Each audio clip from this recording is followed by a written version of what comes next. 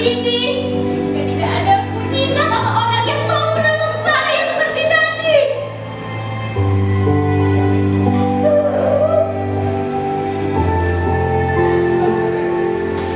Udah sih. Kamu udah sih. Udah sih. Bagaimana caranya kamu masuk ke kamar ini? Udah sih. Kenapa diam saja? Kau lupa dengan saya. Saya Anika, istrimu.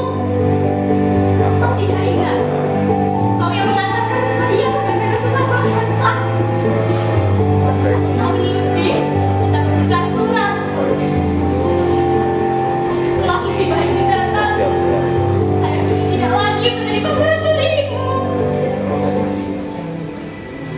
Nasir, kenapa diam saja? Apa saya sudah tidak punya daya tarik lagi? Kamu dulu bilang kalau saya ini cantik. Kecantikan yang alami tanpa ginju dan bedak. Setelah penyiksaan ini, wajah saya sudah seperti kumbang busuk. Saya bau bacin dan tidak layak dipandang pandang. Sangat menjijikkan. Tapi sudah, kamu menikahi saya apa adanya kan? Kamu tidak hanya menikahi wajah saya saja kan? Jika kamu mencintai saya apa adanya, bawa saya keluar dari sini, Mudasir. Saya sudah tidak tahan lagi. Tidak perlu melapor kepada polis, raja diraja, atau menteri tenaga kerja. Kita ini warga negara Indonesia, bukan warga negara Filipina yang sangat diperhatikan oleh pemerintahnya.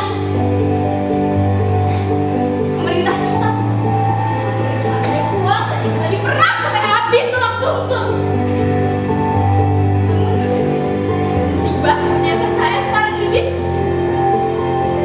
mereka pura-pura tidak tahu dan kita dilupakan.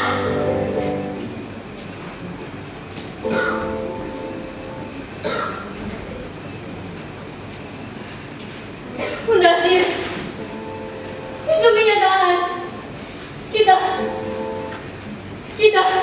Kita hanya binatang penghasil dari lisan negara. Sebutan pahlawan hanya slogan, bukan kenyataan.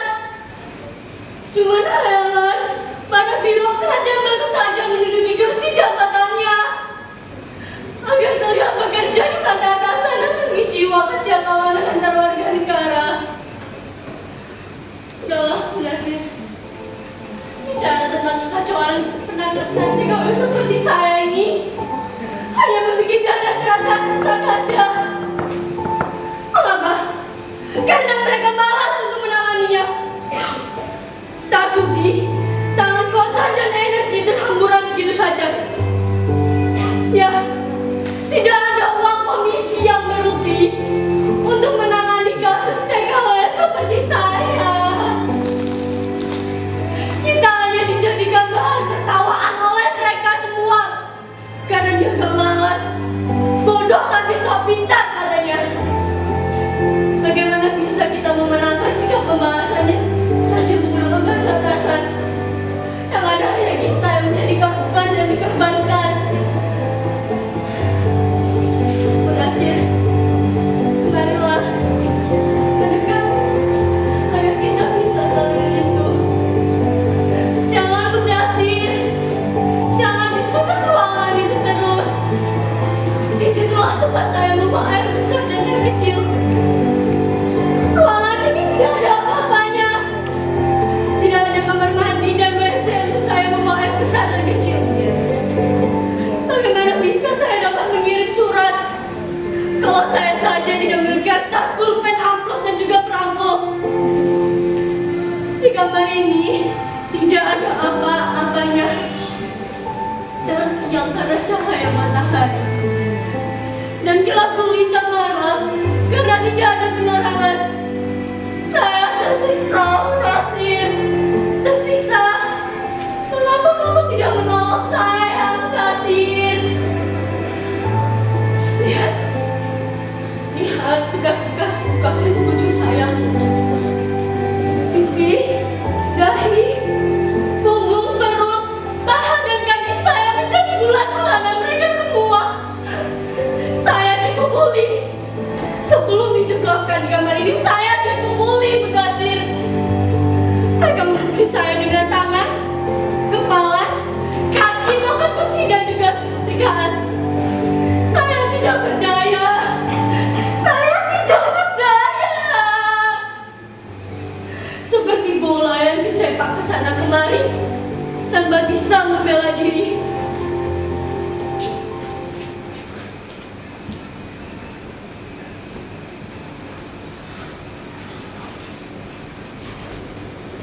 Saya berteriak, menangis, bertanya. Kepala saya dipukul, saya diseret, ditutupi karung. Sebelum pintu mereka kunci, mereka buka. Tiba-tiba saya sudah ada di sini, di dalam ruangan ini. Sudah berapa lama saya di sini? Lihat, luka-luka yang ada di tubuh saya sudah mulai memiliki. Mereka hanya kasih saya makan satu kali. Itu pun hanya dengan gelas dan juga piring yang kotor. Mudasir, kamu tidak akan pernah bisa membayangkan kelakuan apa saja yang saya dapat di sini. Mereka, aparat-aparat hukum yang ada di sini, mereka lebih percaya kepada sesamanya, sebangsanya, daripada kepada saya yang indah bangsat, yang hanya datang untuk mencuri uang-uang mereka. Demi Tuhan, saya mendapatkan upah dari saya bekerja. Saya bangun sebelum subuh, membersihkan rumah, mencuci, bahkan hingga memasak. Saya lakukan seorang diri di rumah ini. Pekerjaan yang seharusnya selesai pukul 9 malam terkadang tidak akan pernah bisa saya lakukan. Saya harus tetap berada di rumah ini hingga tengah malam hanya untuk melayani para mereka yang datang.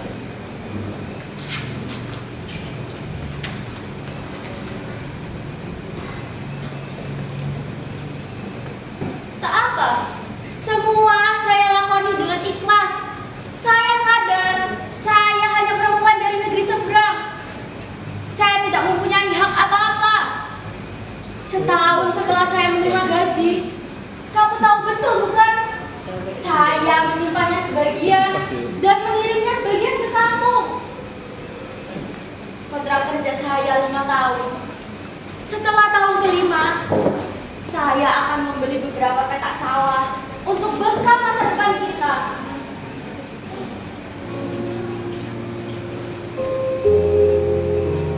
Kamu tahu, Mudasir, pada bulan ke-13, tiba-tiba majikan lelaki mendatangi kamar saya. Apa kamu dia? Saya hanya berdua dengannya di rumah sebesar ini karena majikan dan anak-anaknya sedang pergi keluar kota. Dia mengunci pintu, lalu masuk ke kamar saya dan duduk di ujung kasur. Dia menatap saya dalam diam. Buru-buru saya ke kepala kasur dan menatapnya dengan heran. Saya tidak sempat bertanya. Ya, lebih tepatnya saya sangat takut. Tidak sempat saya bertanya, apa maksudnya datang mendatangi saya. Tapi naluri perempuan saya mengatakan bahwa ada yang menggoda majikan saya. Saya mulai ketakutan dan tangan bergemetar. Kemudian dia berbaring, lalu mengisyaratkan tangannya agar saya berbaring di sebelahnya. Saya buru-buru meringkuk di pojok kamar dan menolakkan kepala dengan tangan bergemetar. Kemudian dia memelotot kepada saya. Dia mengisyaratkan kembali agar saya mau berbaring di sebelahnya. Saya pun menggeleng dan menatapnya dengan waspada. Tiba-tiba dia bangkit. Saya pikir dia akan memperkosa saya. Tapi dia bangkit, berdiri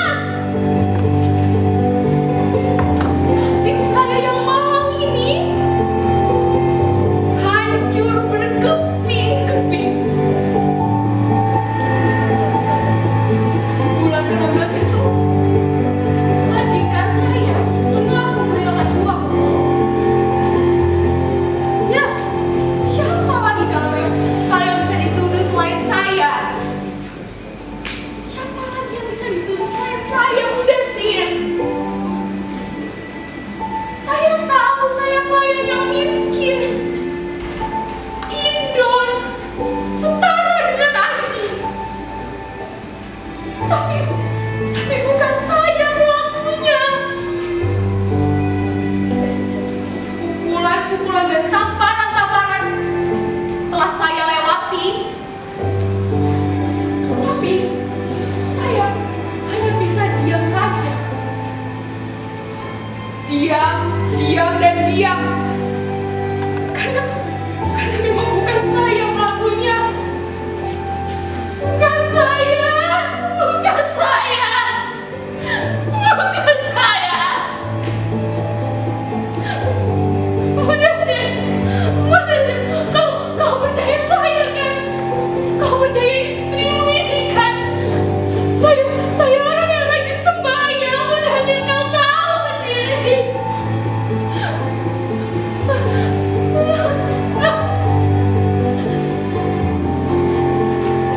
Di bulan selanjutnya, Tuan Nyonya beserta anak-anaknya mengaku telah kehilangan uang lagi dan lagi.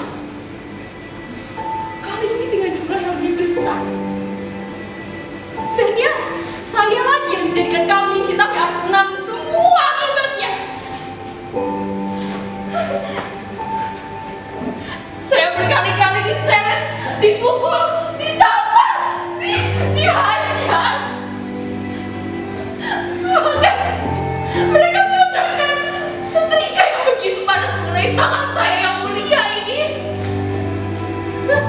Sakit, sakit, sakit, sakit Mudassir. Mengapa harus saya yang mengalaminya?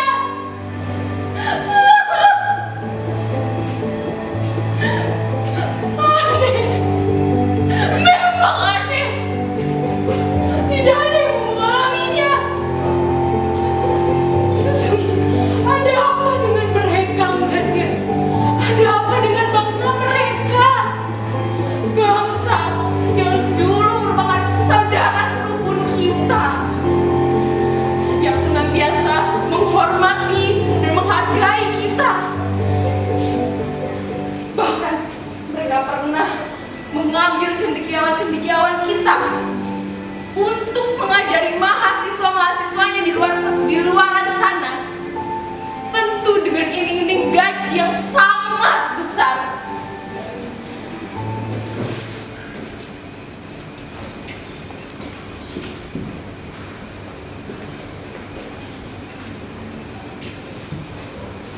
Dan dalam tempo pendek, mereka menjadi bangsa yang kaya raya. Puluhan ribu pekerja dibawa masuk karena memang dibutuhkan. Tapi pekerjaan kasar bukan lagi bagian dari bangsa ini. Bagian mereka meneruskan bisnis dan diplomasi politiknya sambil mencaploki kawasan negeri tetangganya selangkah demi selangkah.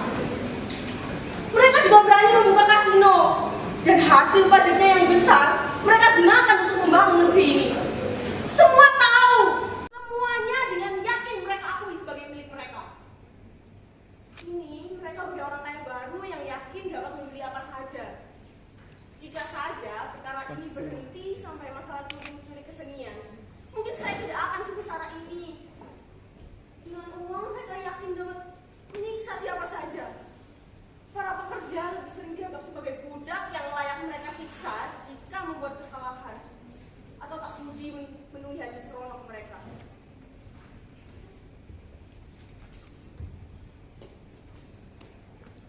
Mereka tak lagi takut kepada hukum.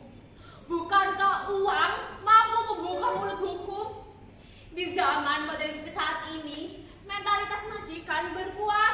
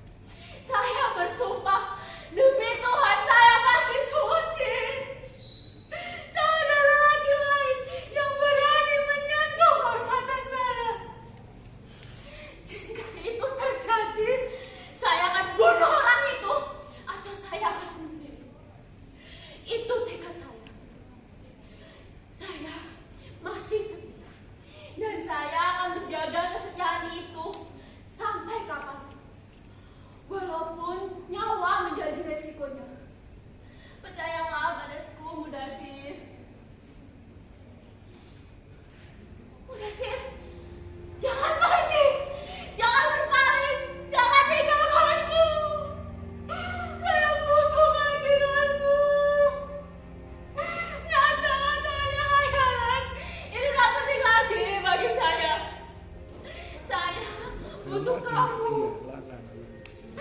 Kamulah satu-satunya harapan saya.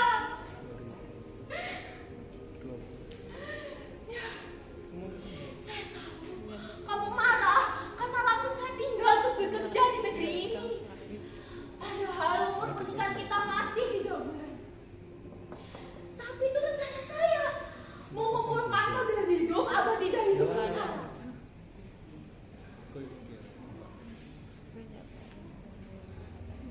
Ya, ini menggiurkan, tapi dengan resiko yang sangat besar. Apalagi perempuan semuda saya. Saya yang sering kamu bilang cantik, menarik. Ya, saya tahu. Saya sudah menghitung semua resiko. Tapi saya yakin, saya tidak akan tergoda dengan godaan itu. Banyak benteng yang akan membentengi saya pada terjerumus dalam maksiat ini. Lakon saya terjadi dalam dunia nyata, bukan dunia maya atau layar kaca. Saya Atika, dan saya bukan bintang film.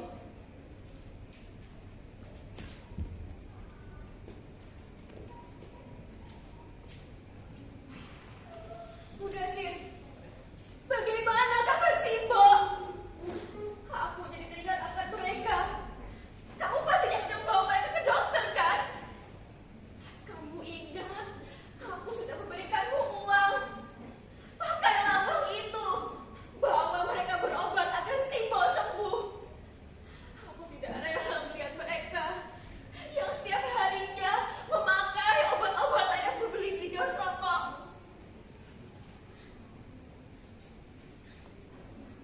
Aku tidak tega melihat mereka. Bawalah mereka agar mereka segera sembuh, Mudasir.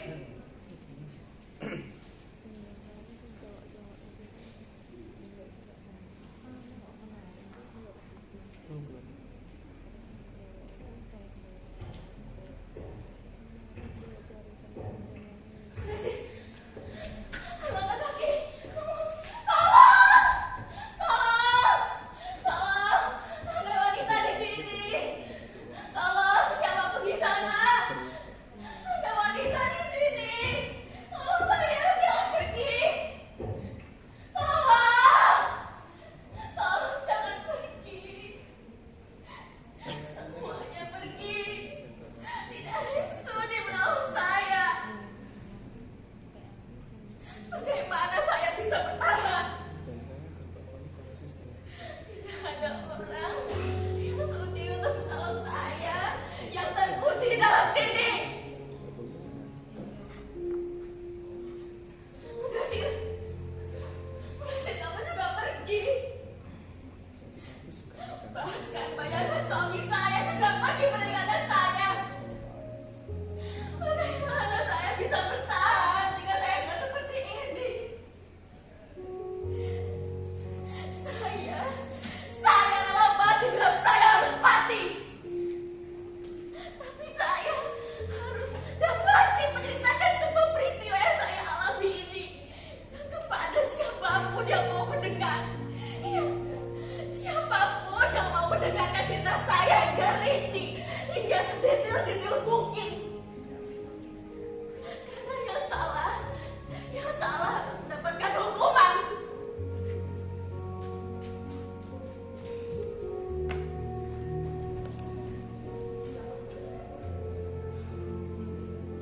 Saya tidak rela mati tanpa orang tahu apa yang sebenarnya terjadi atas diri saya. Kesalahan saya harus dijelaskan. Siksaan yang saya derita harus dijelaskan. Manusia dilahirkan dengan derajat yang sama. Tak ada manusia lain yang berhak menyiksa manusia lain. Nasib manusia hanya bisa ditentukan dengan Tuhan Yang Maha Esa. Saya dianiaya tanpa sebab. Adilkah itu? Tapi terus terang, saya lelah meminta tolong. Entah sudah berapa ratus kali saya meminta tolong, tapi tak ada yang menolong saya. Sehari 2 hari hilang.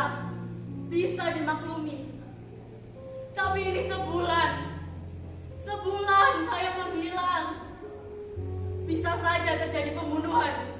Ya, pembunuhan. Yang saya alami bukan pembunuhan tubuh, melainkan pembunuhan mental, pembunuhan politik. Kita berkali-kali bilang sebagai anjing. Mengapa? Agar rasa percaya diri ini hilang. Dan kita dipaksa hanya merasa sebagai bangsa pelayan, bangsa pembantu rumah tangga. Kita berkali-kali dilecehkan tanpa sanggup membela diri. Kita sering jadi bahan tertawaan. Kita sering dihapus dari peta dunia, tapi kita tak pernah merasakannya. Tolong, tapi jangan tolong saya saja. Tolong kita semua. Kita di pinggir jurang. Bangun. Tolong. Tolong. Tolong.